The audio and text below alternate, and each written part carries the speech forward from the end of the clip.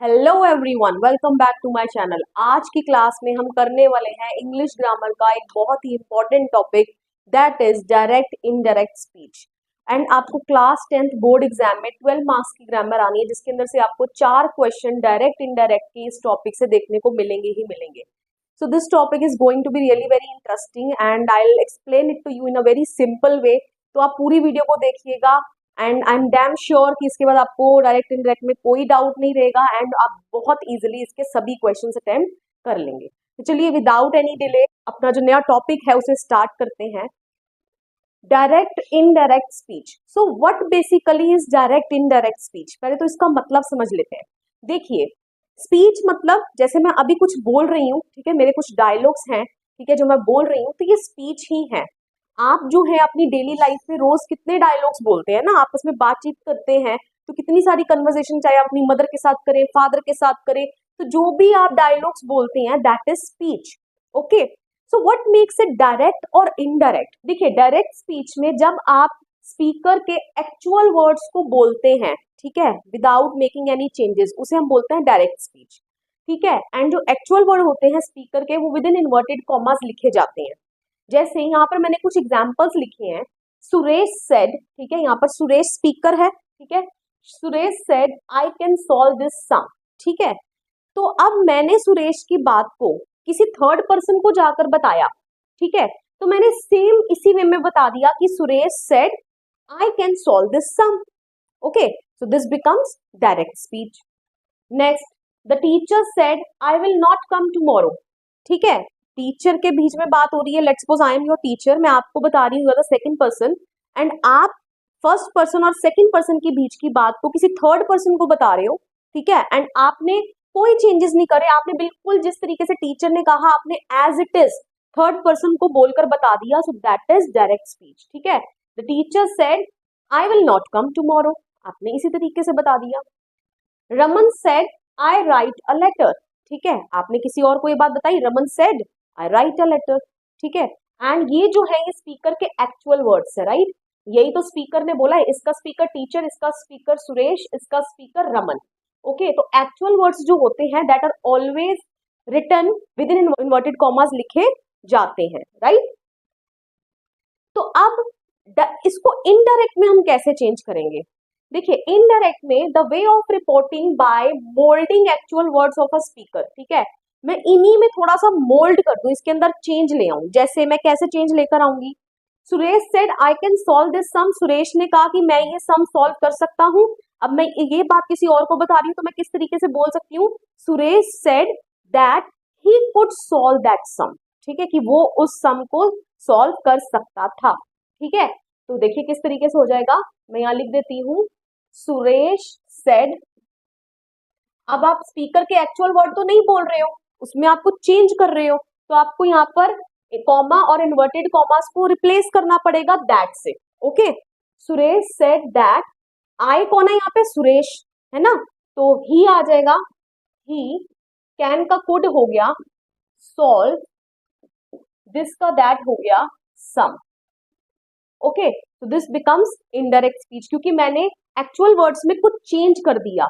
Okay, तो ये indirect speech बन गया। अभी किस तरीके से चेंज किया, अभी उसे छोड़ दीजिए, अभी ये सारे रूल्स हम समझेंगे, अभी बस आप बेसिक डिफरेंस समझिए। Okay, next, the teacher said I will not come tomorrow, ठीक है, टीचर ने कहा कि मैं कल नहीं आऊंगी।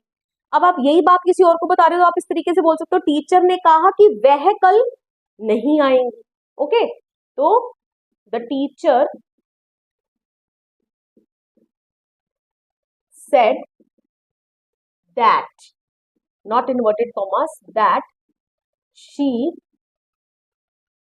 would not come tomorrow का हो जाएगा the next day। ओके, तो देख लीजिए, मैंने स्पीकर के actual word as it is किसी तीसरे पर्सन को नहीं बताए, मैंने उसके अंदर कुछ चेंज कर दिया, तो ये क्या बन गया आपका? Indirect speech. Okay, Raman said I write a letter, ठीक है, तो रमन सेड दैट, आई यहाँ पर कौन है? रमन है, ठीक है, वो ही भी हो सकता है या शी भी हो सकता है, तो हम इसको ही कंसीडर कर लेते हैं, that he wrote a letter. Okay, तो अभी ये चेंजेस किस तरीके से हुए, क्या रूल है इनके, इसे अभी आप थोड़ी देर के लिए भूल जाइए। अभी सिर्फ आप ये समझिए कि डायरेक्ट और इनडायरेक्ट स्पीच में बेसिकली डिफरेंस क्या होता है। जब हम स्पीकर के actual words as it is किसी थर्ड पर्सन को बता दें तो वो आपका हो जाता है डायरेक्ट स्पीच, लेकिन अगर आप उसके अंदर चेंज कर कर बताएं तो वो आपका हो जाता है इनडायरेक्ट स्पीच। ऑलराइट, चलिए अब थोड़ा सा इसका स्ट्रक्चर समझ लेते हैं। जैसे मैंने फर्स्ट यही सेंटेंस उठा लिया है, Suresh said I can solve this sum. देखिए यहाँ पर आपको कुछ चीजें समझने की जरूरत है। This is your reporting verb, ठीक है, ये रिपोर्टिंग वर्ब होती है जो कॉमा से पहले लगी होती है, जो सेड लिखा हुआ है यहाँ पे। एंड ये जो आपका डायलॉग है, ठीक है, दिस इज रिपोर्टेड स्पीच, इसको हम क्या बोलते हैं, रिपोर्टेड स्पीच कहते हैं। ये आप दिमाग में बिठा लीजिए। ओके, तो रूल नंबर 1 सेज कि अगर आपकी रिपोर्टिंग वर्ब प्रेजेंट या फ्यूचर में हो तो आपका रिपोर्टेड स्पीच का टेंस जो है विल रिमेन अनचेंज्ड, मतलब उसके टेंस में कोई चेंज नहीं आएगा। ठीक है, कैसे मतलब अभी नहीं समझ आया, कोई नहीं, नीचे एग्जाम्पल देखते हैं। तीनों यही एग्जाम्पल लिखे हुए हैं, लेकिन आपने ये डिफरेंस नोट किया होगा कि यहाँ पर जो रिपोर्टिंग वर्ब है, देखिए ये है ना रिपोर्टिंग वर्ब, ओके, कॉमा से पहले, यहाँ पर रिपोर्टिंग वर्ब ये है सेड, और देख लीजिए तीनों में ही रिपोर्टिंग वर्ब क्या है, पास्ट की है, सेड भी पास्ट है, तीनों ये क्या है, पास्ट में है। लेकिन अभी ये रूल क्या कह रहा है कि अगर आपकी रिपोर्टिंग वर्ब पास्ट की ना होकर प्रेजेंट की हो या फ्यूचर की हो, प्रेजेंट की होगी तो सेज लगेगा सब में, और फ्यूचर की होगी तो विल से लगेगा, तो मैंने दोनों लगा दिए। ओके, अगर आपकी रिपोर्टिंग वर्ब प्रेजेंट या फ्यूचर की हो तो रिपोर्टेड स्पीच का टेंस जो है वो चेंज नहीं होगा, फिर तो आपके लिए बहुत आसान है, आपने टेंस को तो चेंज ही नहीं करना है। ठीक है, तो अब इस तरीके अब हम इनको कैसे चेंज करेंगे, तो देखिए मेरे साथ साथ आप करिए, सुरेश सेज या विल से, ठीक है, दोनों में से कोई भी आ सकता है, दैट आई किसके अकॉर्डिंगली चेंज होगा, सुरेश के accordingly, he can solve this का तो दैट हो ही जाएगा सम। लेकिन मैंने देखिए यहाँ पर टेंस चेंज नहीं करा, कैन का कैन ही है। ठीक है, समझ आ गया, बाकी जो चेंजेस है प्रोनाउन चेंजेस वो आप करेंगे। Okay, next, the teacher says I will not come tomorrow, तो क्या हो जाएगा ये, द टीचर सेज या विल से दैट, आई किसके अकॉर्डिंगली चेंज हुआ, टीचर के अकॉर्डिंगली। अब टीचर ही है या शी है वही आप लगा देंगे, she will not come the next day. Next, Raman will say या Raman says I write a letter, तो इसका क्या हो जाएगा, रमन विल से या सेज दैट, आई रमन के अकॉर्डिंगली चेंज होगा, दैट ही राइट्स। ठीक है, देख लीजिए वर्ब की यहाँ पर फर्स्ट फॉर्म लगी थी तो यहाँ पर भी वर्ब की फर्स्ट फॉर्म ही है। डिफरेंस ये हो गया कि ही शी इट के साथ वर्ब की फर्स्ट फॉर्म के साथ क्या लग जाता है, एस या ई एस। मैंने टेंस चेंज नहीं करा, टेंस तो मेरा वही है। ठीक है, that he writes a letter. Okay, I hope so आपको इतना क्लियर हो गया है कि अगर आपकी रिपोर्टिंग वर्ब किस में होगी, प्रेजेंट या फ्यूचर में, तो आपकी रिपोर्टेड स्पीच का टेंस चेंज नहीं होगा, जो प्रोनाउन चेंजेस हैं वो आप करेंगे। ठीक है, और ये जो छोटे मोटे चेंजेस हैं मैं अभी आपको बता दूंगी कौन सी चीज किसमें चेंज होगी, यहाँ मैं टेबल एक लगा दूंगी। दिस जैसे दैट में चेंज हो जाता है, टुमारो जो है वो नेक्स्ट डे में चेंज हो जाता है, तो ये सब चेंजेस मैं आपको यहाँ टेबल लगा दूंगी, आप उसमें से पढ़ लीजिएगा। लेकिन आपका टेंस जो है वो चेंज नहीं होगा, कैन था तो कैन ही रहा, विल था तो विल ही रहा। ठीक है, राइट वर्ब की फर्स्ट फॉर्म थी तो यहाँ पर राइट ही रही। ओके, एस या एस ऐड हो गया क्योंकि यहाँ पर ही था। ओके, अब रूल नंबर 2 पर आ जाते हैं। रूल नंबर 2 कहता है कि अगर आपकी रिपोर्टिंग वर्ब पास्ट टेंस में है, ठीक है, जो आपके ये ऊपर के सभी केसेस थे, ठीक है, इन सभी में रिपोर्टिंग वर्ब किस में थी, पास्ट में, राइट। अगर आपकी रिपोर्टिंग वर्ब किस में है, पास्ट में है, तो आपकी रिपोर्टेड स्पीच का जो टेंस है दैट विल चेंज, उसका जो टेंस है वो चेंज होगा। ओके, तो देख लीजिए इन इसके एग्जाम्पल सभी ये ऊपर वाले हैं। देख लीजिए यहाँ पर कैन किस में चेंज हो गया, कुड में चेंज हो गया, विल किस में चेंज हो गया, वुड में चेंज हो गया, राइट कौन सी फॉर्म थी वर्ब की, फर्स्ट फॉर्म, वर्ब की फर्स्ट फॉर्म किस में चेंज हो गई, वर्ब की सेकंड फॉर्म है, सेकंड फॉर्म में। ऑल राइट, तो देख लीजिए टेंस चेंज हो गया, राइट। अभी बहुत से और टेंसेज हैं जो हम बाकी रूल्स भी सीखेंगे। अभी सारे रूल्स हमारे कवर नहीं हुए, वो मैं आपको आगे की वीडियो में बताऊंगी, लेकिन आपको अभी बेसिक डिफरेंस समझ में आ गया कि टेंस चेंज होना कब है। जब आपकी रिपोर्टिंग वर्ब जो है किसमें होगी, पास्ट टेंस में, तो आपने रिपोर्टेड स्पीच का टेंस चेंज करना है। ऑलराइट, आई थिंक सो आपको ये भी क्लियर हो गया। लेकिन अब इसी रूल में एक एक्सेप्शन है। एक्सेप्शन मतलब लगना तो यही रूल चाहिए बट ये रूल नहीं लगता। ओके, तो क्या है एक्सेप्शन केस, क्या कहता है, रिपोर्टिंग वर्ब तो पास्ट में ही है, लेकिन रिपोर्टेड स्पीच में अगर ऐसा कोई डायलॉग लिखा है या सेंटेंस लिखा है जो एक्सप्रेस कर रहा है यूनिवर्सल ट्रुथ, हैबिचुअल फैक्ट या साइंटिफिक फैक्ट, तब टेंस जो है दैट विल रिमेन्स अनचेंज्ड। नहीं समझ आया, कोई बात नहीं, अभी देख लीजिए, अभी थोड़ा सा एग्जाम्पल मैंने लिखे हैं यहाँ पे, उनको समझ लीजिए, आपको बहुत अच्छे से क्लियर हो जाएगा। देखिए यहाँ मैंने 3 सेंटेंसेस लिखे हैं। He said the sun sets in the west. Okay, देख लीजिए रिपोर्टिंग वर्ब किसमें है, पास्ट में।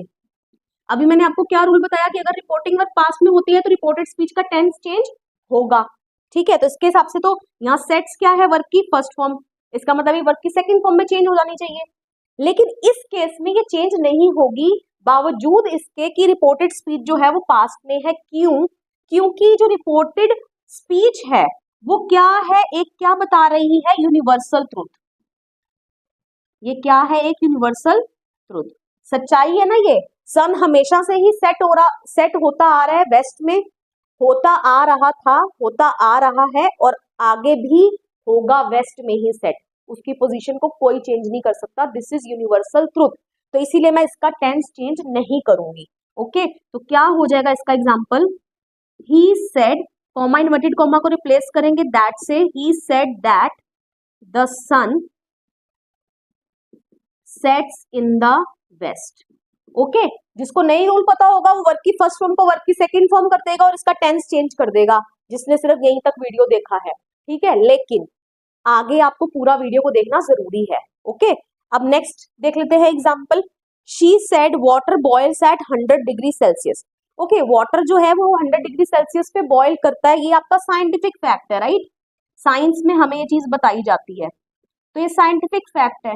बेशक आपका जो रिपोर्टिंग वर्ब है यहाँ पर पास्ट में है, क्योंकि ये साइंटिफिक फैक्ट है, इसका टेंस चेंज नहीं होगा। ओके, अदरवाइज ये कोई नॉर्मल सेंटेंस लिखा होता तो हम इसका टेंस चेंज करते। ओके, लेकिन यहाँ टेंस चेंज नहीं होगा। तो क्या हो जाएगा इसका answer, she said that water boils at 100 degree Celsius. Okay, next कर लेते हैं। Satish said I am a late riser. Satish ने कहा कि वो लेट राइजर है। ठीक है, मतलब कि लेट उठना जो है उसकी आदत है। ठीक है, वो लेट ही उठता है।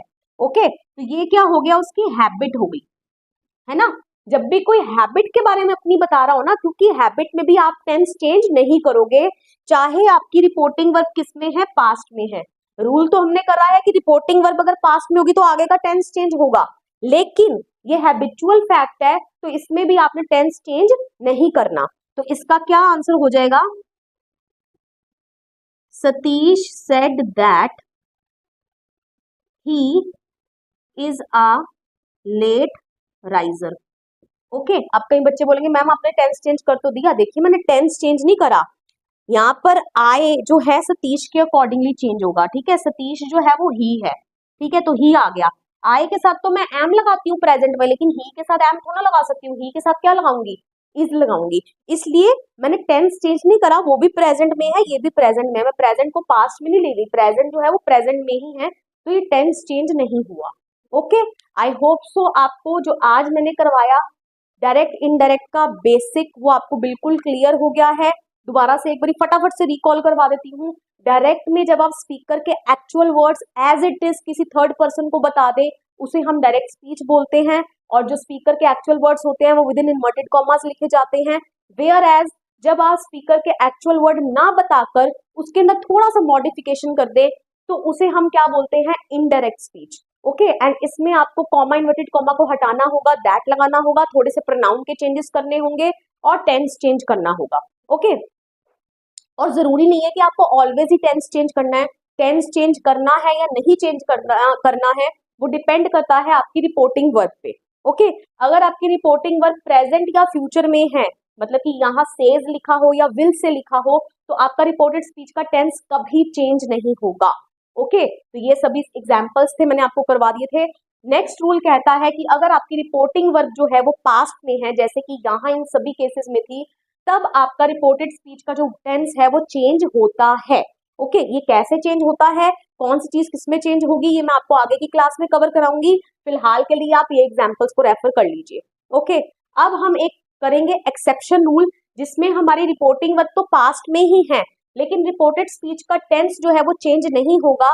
क्यों? क्योंकि रिपोर्टेड स्पीच क्या बता रही है, या तो वो यूनिवर्सल फैक्ट, यूनिवर्सल ट्रुथ, ठीक है, साइंटिफिक फैक्ट, या कोई हैबिचुअल आपकी चीज जो आप रोज करते हैं, उस केस में भी आपका टेंस चेंज नहीं होगा। ओके, आई होप सो आपको क्लियर हो गया है। With this I come to end of this video. Video पसंद आया हो वीडियो को लाइक करिए, शेयर करिए, कमेंट करके बताइए वीडियो आपको कैसा लगा, and please don't forget to subscribe my channel. मिलेंगे नेक्स्ट वीडियो में, टिल देन बाय बाय।